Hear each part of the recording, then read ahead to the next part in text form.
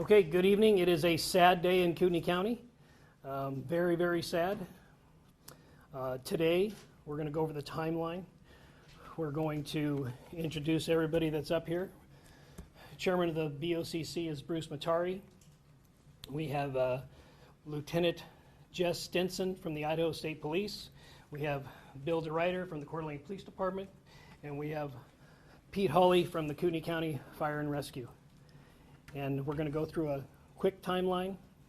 This is still a very, very fresh investigation, an incident. So many of these facts might change, but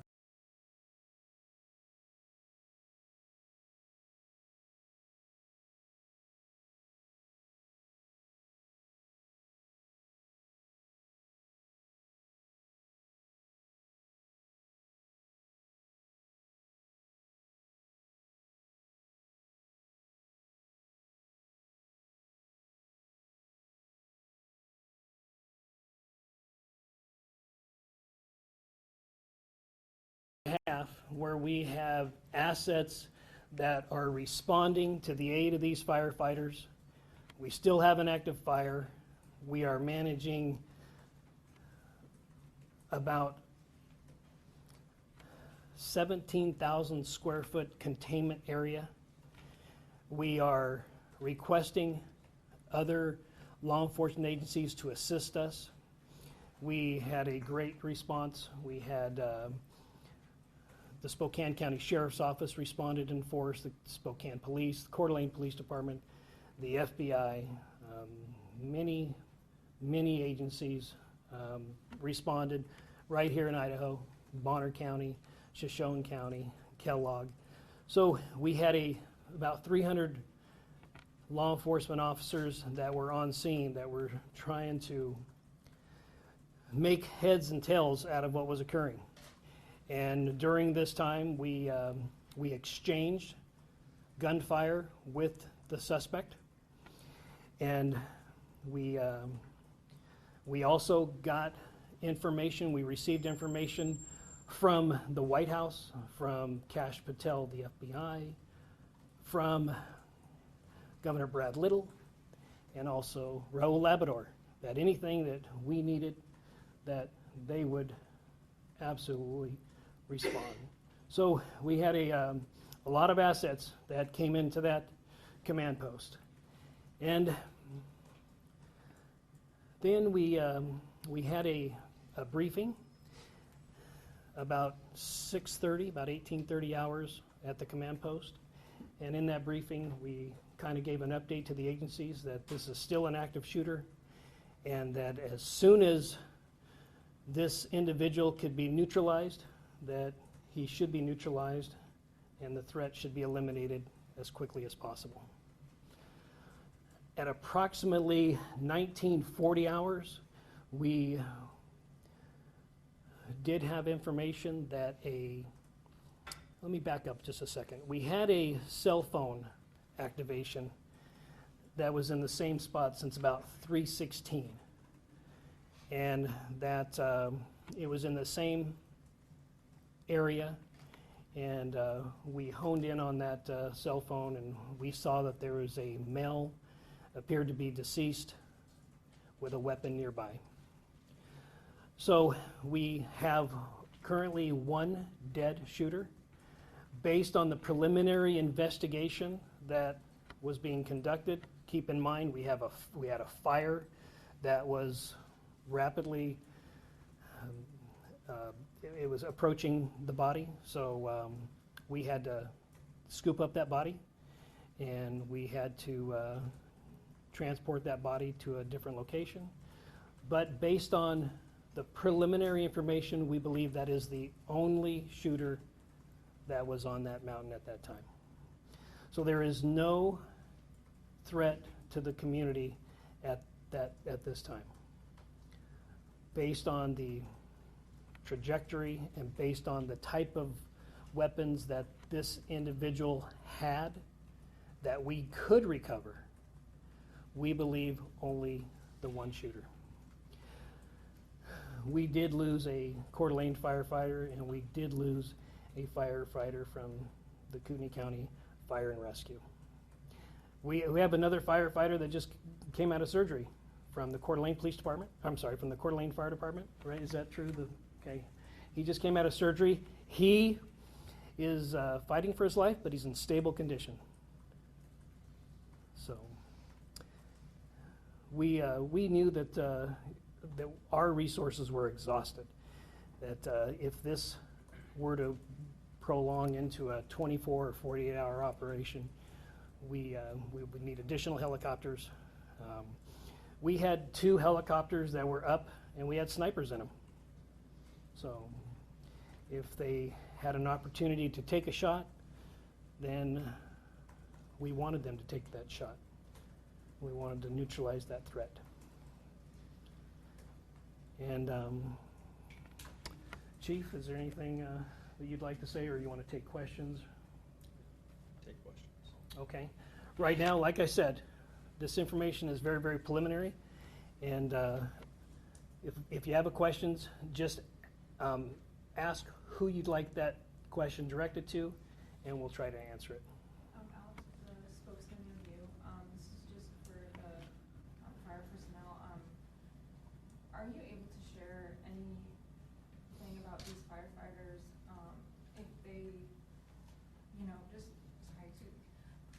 anything about them at all, and their identities, what the fire department is doing right now to assist the rest of their brothers who lost these guys, or is there anything at all you can give us? We are not going to name the firefighters at this time, and there was a procession from Kootenai Health to the Spokane Coroner's office, but their families will need support. Aidan Brown, Current 2 News. You mentioned 3 firefighters that had been shot. Was there any other first responders or personnel that were injured during this operation? No. As of right now, those are the only 3 that we have. We believe that everybody is off the mountain, so any civilians that were hiking during that time, we believe it's likely, had they been injured, they would have came forward. So. There was a belief at some point that there could have potentially been a second shooter. I know that you're still early, but you have been able to essentially eliminate that thought process? Yeah, we believe, based on the information that we've been able to collect, that we believe that there was only one shooter.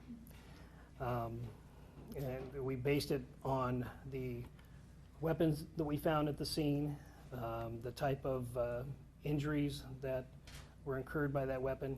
So as of right now, from a very preliminary determination, we believe that there was only the one shooter. And I know it's early, but do we have any sort of background on this person? No. Or any motive? Nope. Black shirt. Aaron from Range Media. Do we know if the person, you just said we don't have any background on him, do we know if he's possibly from here, or did he move here and you don't know the identity? We need to wait until a positive identification is made. So Thank the gentleman Did used the suspect shoot himself? Do we know that? We don't know at this point in time. So the coroner's office will conduct their investigation, and so as of right now, we don't know. Eliza Billingham, Spokane Public Radio. Are you able to give any insight on if you think there was a connection between the fire and the shooter? We do believe that the suspect started the fire, and we do believe that it was an ambush, and it was intentional. And we do believe that he started it, and it was totally intentional what he did. In the back there in the tan. Did he make the 911 call? There was a gentleman that made the 911 call. He did not identify himself as the shooter. So as of right now, we don't believe that he's the one that made the 911 call. But, that could change, because many times people don't use their real names and what have you. So. Any description of the suspect? No, not at this time, no. gentleman in the red hat. Okay, Brian Neal with KXOY. Does the fire present any problems with you as you're trying to collect evidence? Oh, absolutely. Yeah, we scooped up that body, and as far as the preservation of the scene, it's not perfect in this particular situation, but it's something that had to be done. So you have to evaluate each particular circumstance, and at this time, we felt like since the fire was approaching, we needed to scoop up that body, and it's contained, so there are law enforcement personnel that are up there, and we will conduct the investigation, continue it tomorrow morning. Crews will be there all night. So yeah, it's compromised, sure, but we had to do what we had to do to preserve the body. So What was the weapon? we're not, like I said, we don't know if there's more weapons up there that he had. There is a belief that he ran and shot. So we don't know what we might be collecting once the fire threat diminishes. The gentleman in the black shirt? Are other federal agencies still involved? Oh, absolutely, yeah. We, on a large operation like this, if we had to fuel helicopters, and there are some helicopters that had some really good technology that were able to pinpoint where that cell phone activity was. So there was our federal partners assisted us in this situation. 100% they did. What location were we dealing with? Did you find the suspect? Not too far from the original call for service. Yeah, not too far. Anybody I haven't called on? All right, gentleman in the black shirt. You said you picked up the cell phone signal around 3:16, I believe? Yes. How long was it between that signal that you got and you were able to recover the body? It's about an hour and a half. Okay. Yeah. So maybe around 5-ish? Right. So you did say there was a gun found, a weapon, correct? Correct. What kind was that? We're not releasing that right now, just because we had to scoop everything up so quickly. We could not preserve the scene like traditionally we would like to. So we believe that there's a likelihood that when we are able to enter the scene again tomorrow without the threat of fire, that we'll find other weapons that were placed. So this was a total ambush. These firefighters did not have a chance. Sheriff Garrett with the spokesman review. Can you just describe the terrain and how difficult it was, or maybe how simple it was to access that area? When you have an environment where you don't know where the bullets are coming from because of the trees and the shrubbery and what have you, it is daunting for police officers, let alone firefighters who are there just to put out the fire. So it's very, very difficult. Very difficult for drones or helicopters to see any individuals up there. So this was a total ambush, taken by surprise, and it's unfortunate. So. Sheriff, Yes. firefighters deal with ambush. I mean, police deal with ambush all the time, but firefighters, are they trained in that type of situation? No, this is something that we don't train for. It's not something we expect. It's not something our firefighters should have to deal with. In this situation, they were called to a grass fire, which is already something that we're very heightened and are anxious about this time of year.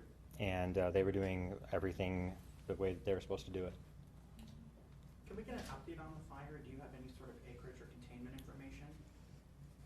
It's about 20 acres, but unfortunately, we weren't able to put any resources on it because of the gunfire exchange. So, ma'am in the white there. Sheriff Torres, reading with Crime 2, this is the week of 4th of July. First responders are already on defense with, this coming week. Just emotionally tell me how it feels to have something happen like this, especially with, such important authorities that are super important for a week like this too. Yeah, I haven't, it hasn't sunk in yet. I mean, this is a situation where I don't even think a lot of us in this room has processed this. So, yeah, this community supports firefighters and law enforcement.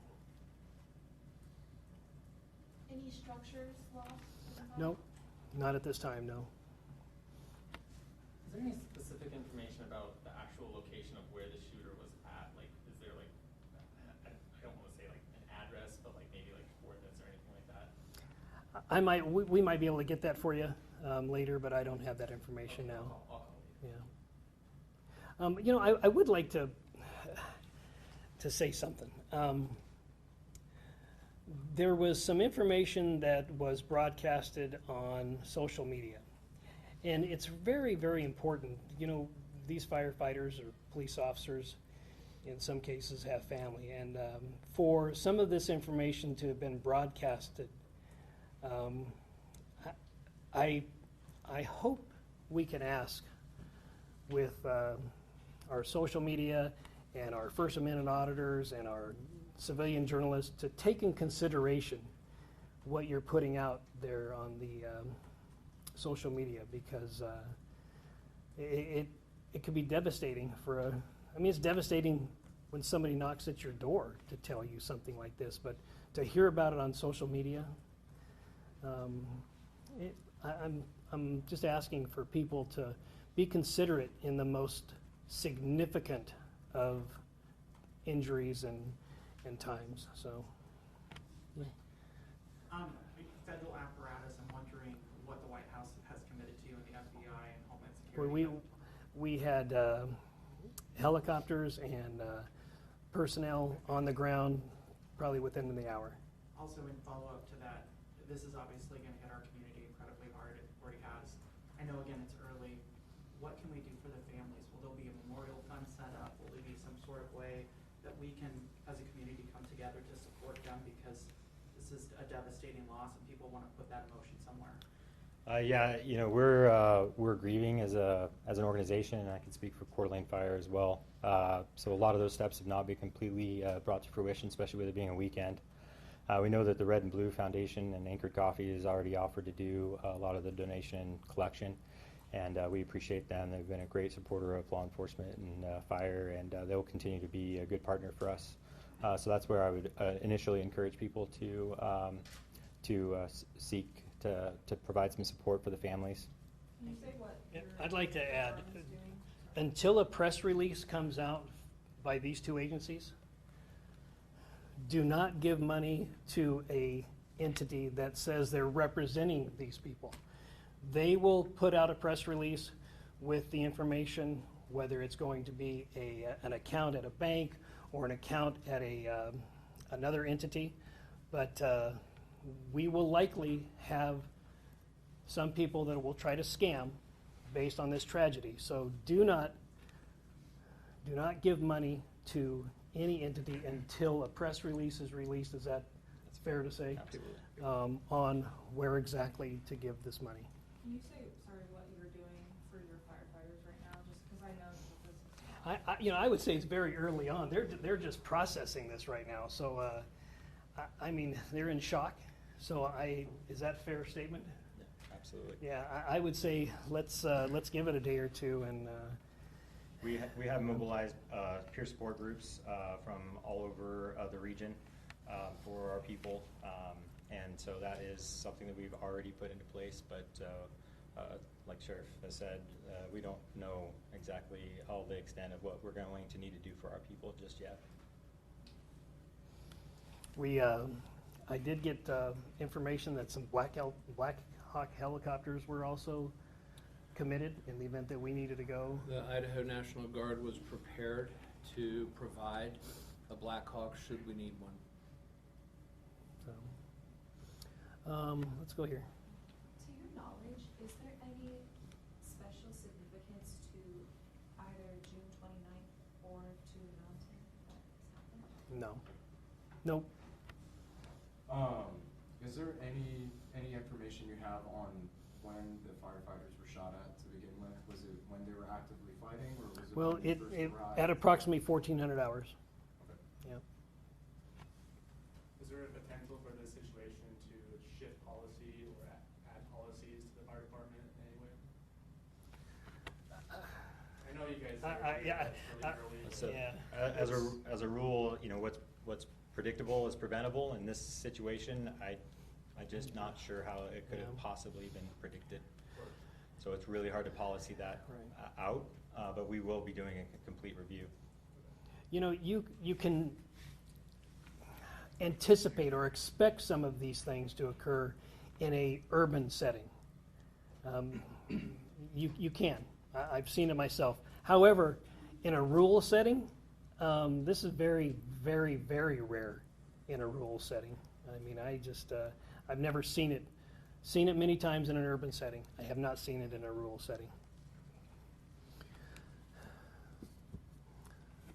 Yes, sir. Well, you got the last question. Lucky you. How involved were the firefighters in battling this blaze when they arrived there? Was it pretty immediate that these shots rang out, or were they dousing it with water? Do you know what time they arrived on scene? Yeah. My understanding is that they were doing a reconnaissance on the fire initially, and that there actually was not any active firefighting at that point. So it was right early on in the incident. And there was only one fire. I know that there was, misinformation out there that there were multiple fires started, but there was just the one fire. Correct. So for CUNY County Fire Rescue, can you spell your name for me? I'm so sorry. My last name is Holley, Holley. The Idaho State Police is handling the officer-involved shooting aspect of this investigation. And I'll, if you have any questions to them, or our commissioner, the chairman of the board, Bruce Matari, we can, or if you'd like to say anything. Okay. I'll say something here, because there's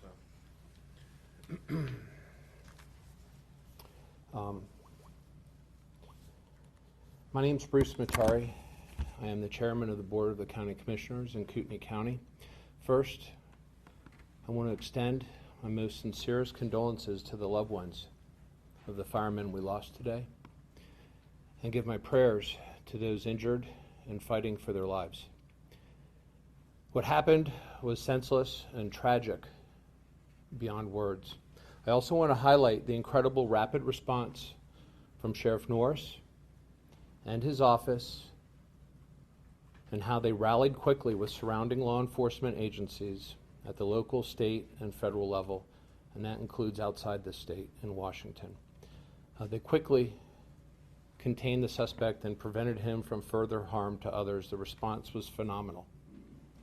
June 29, 2025 is a day that we will not forget in this community. It is the day evil showed its face, and we lost two outstanding professionals of the highest quality.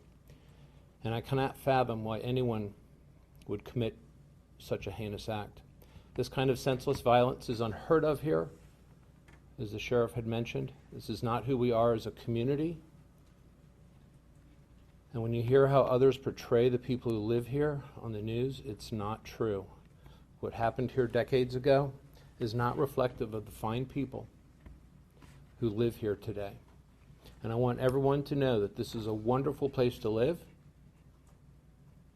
to raise your family, and visit. It is a place that is comprised of caring and considerate people who look out for each other. And we, this community, will look out for those who are grieving from this tragic loss of their loved ones today. And I ask that the people watching allow time for this community to heal from this unbelievable loss. And that I also want to thank the fact that, the resources are here and that they've been made available at the state level to support our local law enforcement and even at the federal level. It was an outstanding response, and Sheriff Norris and his office deserve all the credit for that. So, thank you.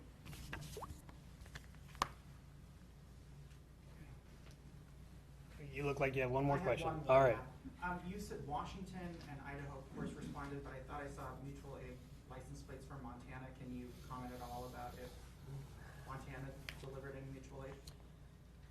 I believe Montana was on scene also, yes. Thank you. Okay. Sorry, one more, just real quick, are there any evacuations planned for the fire? At this time, no. But I encourage you, if you haven't signed up for Kootenai Alerts, to make sure that we sign up for Kootenai Alerts. And that is the best way. We did send out an alert for people to shelter in place at this time, if you're in that impacted area. So Kootenai Alerts is a great way to stay informed. Okay, thank you.